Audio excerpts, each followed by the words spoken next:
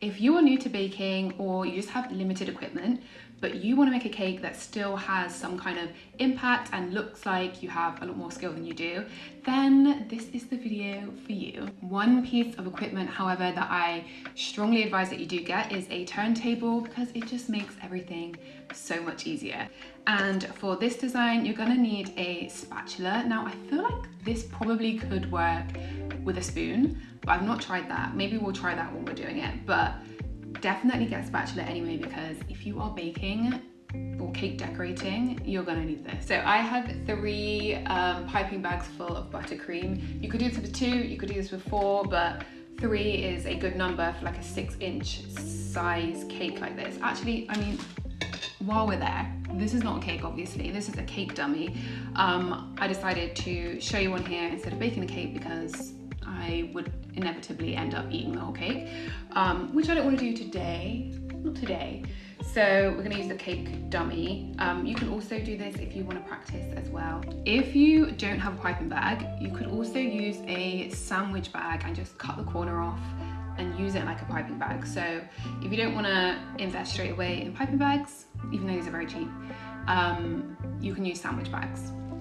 Can I just say, I haven't filmed a video where like I talk to the camera in ages and it feels so weird. So if I'm all over the place, message coming through, thank you Abby, it's my sister. If I'm all over the place, then that's why. So I'm just cutting the ends off of all the bags. Try and make them around the same size, but like don't stress out if they're not. And then super simple, we're literally just gonna take your first color and go all the way around. All the way around. Let's do 2. Yeah. Then we're gonna go with the next color. So in this case, orange. And we're gonna do exactly the same thing. You're just trying to get like a really good even coat, medium pressure kind of vibe. And then the yellow. And then you guessed it, we're just gonna go back in with the red. And orange. And yellow. So what you plan to do on the top of the cake kind of decides whether you need to worry about the top now. If you are going to see the top of the cake, so you're not going to be icing any ruffles on the top, then I would just go ahead with the same colors and just repeat the same steps. Okay, so I'm gonna zoom you in a little for this so you can see you've got all the colors on. Then we're just gonna take the spatula and literally just hold it along, and we're gonna twist the turntable as we drag our spatula like up, still at this angle. What would you call this angle? Anyway, you'll see what I mean as we go.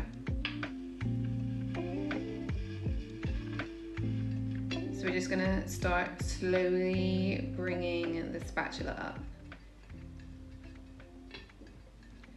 All the way to the top. You wanna use like a light pressure, but you do want there to be some kind of pressure because you want it to smooth the icing out.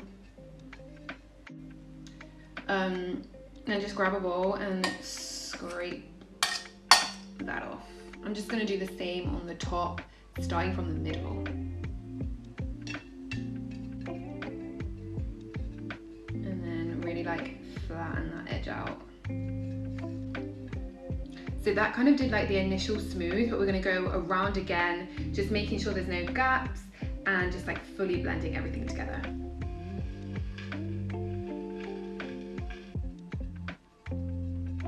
So you can either leave the sides like this, or you can just drag them in.